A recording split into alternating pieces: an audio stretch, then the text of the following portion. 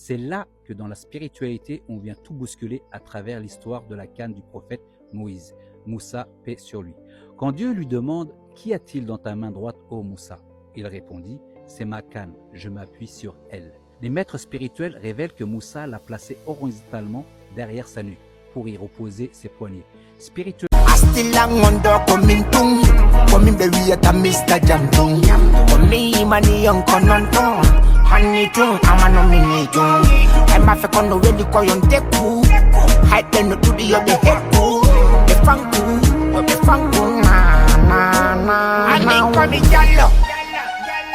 you the money and better can me suck up and call me Jah-Lô.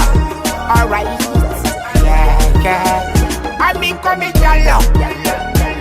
You the money and better can me suck up and call me Jah-Lô. Alright, now.